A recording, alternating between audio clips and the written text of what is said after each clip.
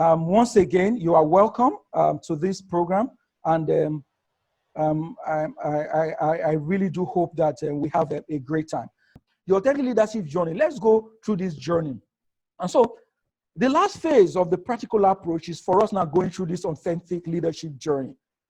So there is no such thing as an instant leader. Leadership is a journey. Your journey to authentic leadership will take you through many peaks and valleys as you encounter the world's trial, rewards, and seductions. Are you seduced by money? And when you are seduced, you fall. Becoming an authentic leader takes dedication to your development and growth, as there will be many temptations to pull you off the course of your true north. We're going to understand what is the true north. Maintaining your authenticity along the way may be the greatest challenge we ever face. What stood out about the journey of authentic leaders was the passion they felt about their life stories and the motivation these stories gave them to become authentic leaders.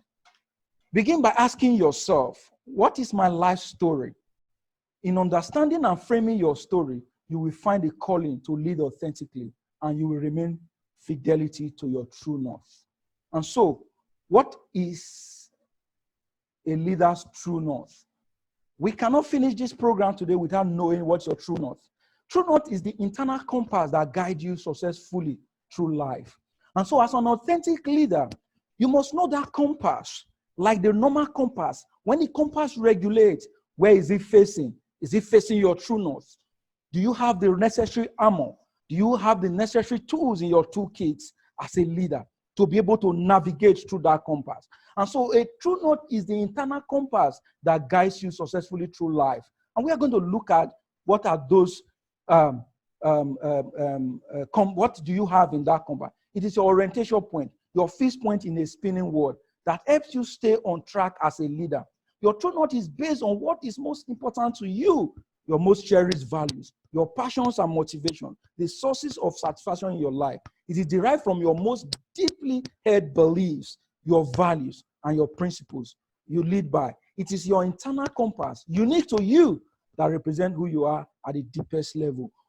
We try to share passage. The slides will be shared. And so these are a lot of things about the true north that we won't be able to look at. But we're going to move on to say, what in a nutshell, what is the true north? It's your life story. It's your crucibles, your challenges, your defining leadership experience. That is what makes up your true north. And this is the compass, the authentic leadership compass, a compass for your journey.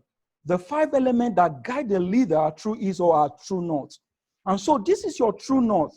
And within your true north, these 5 elements is what you need to navigate as a leader, as an authentic leader, to go through that journey. And we're going to quickly go through these 5 elements, these essential elements that will take you. Self-awareness, values and principles that you hold dearly. What are your speed spots? What are the intrinsic and extrinsic motivation? Your support team. What support team do you have? In this COVID-19 time, who can you call? Who can you turn to for support? Do you have it? If you don't have it, how can you start building it? Do you live an integrated life? Do you live one life in the office? Do you live another at home? Do you live a whole life? We're going to talk about. So those are the 5 dimensions that we're going to be going through to round off this. So staying on course of your true north, your most deeply held belief, values, and principles. How do you stay on course in spite of pressures and seduction to deviate? In terms of COVID-19, in terms of the anxiety, in terms of the stress, in terms of the time that we are in, how do you stay focused on your deeply held beliefs, your values, and your principles? Key challenges that every leader will face from the lens of an authentic leadership compass, particularly in a crisis time. And so the elements, these are the elements. Self-awareness. You need to ask yourself, how can I increase my self-awareness through introspection and feedback? Do you still have time to demand for feedback? Values. You need to ask yourself, what are my most held values? What principles guide my leadership, particularly in a challenging crisis, tumultuous time? Your sweet spots. How can I find my sweet spot that integrates my motivations and greatest capabilities? You need to ask that. Then in terms of your support team, you need to ask, how can I count? Whom can I count on to guide and support me along the way? Very critical. Do I have them? Then last but not least, how can I integrate all aspects of my life and find fulfillment? It is very important. And so, in a nutshell, your authentic leadership through the 5 essential elements is about self-awareness, values and principles, sweet spot, supporting, and living integrated life. And so we are going to run through 5 of them in the next 5 minutes. Mr. Ilo, are we okay? Are we on track? Yes, we are. I'm with you. Okay, thank you very much. And so we're going to run through these 5 elements that we need to add to what we already learned in our EHI toolkit that is not sitting in your leadership repertoire. What we've learned in the transformational leadership, including the 4 dimensions that we mentioned in terms of idealized influence, in terms of what we learned about inspirational motivation, about intellectual stimulation, about individualized consideration that we already have in our toolkit. And so right now, how do we navigate through the leadership journey? Self-awareness, values and principles, your sweet spot, supporting and integrated life. And so self-awareness, know thyself is what you would call the Delphi oracle in the Greece that said, man, know thyself. Learning from your life stories is the very foundation of self-awareness. Becoming self-aware, knowing your authentic self, peeling back the onion, opening up hidden areas, self-compassion and self-acceptance. You must have self-compassion to be able to have empathy. And so these are the sub-dimensions of self-awareness. And we'll look at them quickly. Self-awareness is the foundation of authenticity, and thus it is the center of your compass. Remember, this compass that we show to you, it is not, we didn't just give you the compass just for the sake of it.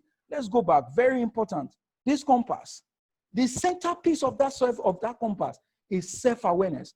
And every other element revolve around yourself, your authentic self, your authentic person. And so your authenticity is the centerpiece, and every other element is spinning in the compass. Very, very key. And so authentic self is number 1. And so it is important for us to understand that you develop it by exploring your life story and then understanding the meaning of your crucibles, your challenges, your experiences, what you've passed through, your life, the deaths you've observed, the people who have died in your life, the people who you love most, who have passed on. What are those?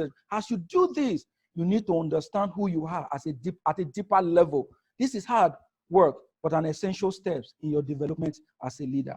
The charge to know thyself may be thousands of years old in Greece, but following this advice is not easy to do. As human beings, we have many aspects to our character. We are constantly evolving as we test ourselves in the world. The journey to authentic leadership begins with understanding the story of your life. Your life story provides the context for your experience, and through it, you can find the inspiration to make an impact in your world. Becoming self-aware, knowing that is your authentic self. Research has shown that one of the most important capabilities of leaders to develop is self-awareness. Yet many leaders, especially those early in their career, are trying so hard to establish themselves in the world, and they leave little time for self-exploration. Do you take time to explore? They strive to achieve success in tangible ways that are recognized in the external world, like making money, being famous, being powerful. They pursue status or a rising stock market. There's a president in the world now who everything is focused is, what is the stock market? He doesn't care what people do. He doesn't care those that die. His own is, how can I be reelected? How can I, increase the stock? Because it is the economy that can guarantee my coming back. Often their drive enables them to be professionally successful for a while, but they are unable to sustain that success. That was what happened in the early 2000s. They want to, ensure that they report huge profits. They want to do window dressing. But in the long run, what happens to those organizations? They are no more. They are gone. And so in this COVID-19 time, as an organization, what are you doing? What values do you hold? Knowing their authentic selves require the courage and honesty to open up and examine their experiences. As they do so, leaders become more humane and willing to be, to be vulnerable. They need to be vulnerable. Peeling back the onion. So if you can look at this onion that I've laid, this is the outer part of the onion. The inner part is yourself, your authentic self. But don't forget, as you search for true self, you are peeling back the layers of this onion. The outer layer of the onion are the visible ways you present yourself to the world. How you look, your facial expressions, your body language, your attire, and your leadership style, right? Often these layers are rough and adding to protect you from the assault of the world around you. Often understanding your outer layer is a necessary first step to going deeper into what lies beneath, because this layer provides access to your inner core. Peeling the onion further, you gain a deeper understanding of your strengths and weaknesses, your intrinsic and extrinsic motivation, your values and those motivations. It is very important. If you look at the outer part, look at the inner part, your authentic self, but your attire, your body language, your strengths and weaknesses, your values, needs, desires, appearance, leadership style, they are all. So remember, as you peel the onions on a daily basis, what will people find inside? Is it rotten or is it a good life? So opening up in these areas, there are a few things about us that are known only to ourselves. Opening more about these things is crucial to becoming more authentic. The easiest way to do so is to share more of our hidden areas, known to ourselves but not to others, with other people. You need to share sometimes. In this anxiety world, you need to be a little bit more open. This requires sharing your life story and difficult times, along with exposing your weaknesses. When we do, we are validated by other people, not rejected by those people, as I know, by as many fears. And this enables us to truly be ourselves. Sometimes we believe that when we share some of our inner self, we will be rejected by others, but it enables people to know us, our authentic self. Self-compassion and self-acceptance. Really, I've said, when we are self-aware, we develop compassion for ourselves and the challenges we have faced in navigating life's difficulties. Only through self-compassion, we have genuine empathy for others and the difficulties they have to face. I say, you can't give what you don't have. Nemo that quote, non abet. If you are a sadist, you cannot give happiness. It is only those who are happy, who are cheerful, that can give happiness. It's only those that understand what it means to have compassion that can have empathy, that can sympathize with people. Respecting others' experiences requires you to love yourself unconditionally. If you don't love yourself, how can you love others? It is very important. So, values and principles. These values, they relate, the relative importance of the things that matter in your life. What are those things that are dear to you? Leadership principle, a set of standards used in leading others, derived from your values. Principles are values translated into action. Ethical boundaries, the limit placed on your actions based on your standard of ethical behavior. You need to define your values, principles, and ethical boundaries. You need to test your values under pressure, not only in good times. You need to know, for those who are Christians, temptation comes sometimes. For example, to steal when you really need money the most, when you are in crisis time, when you are so much in need. But your values, your principles will hold you dear, and you say, no, I cannot do that. You need to set your ethical boundaries. Your ethical boundaries set clear limits on what you will do when you are tempted or under pressure. Your sweet spot, finding your sweet spot. You must create a balance. It is very key.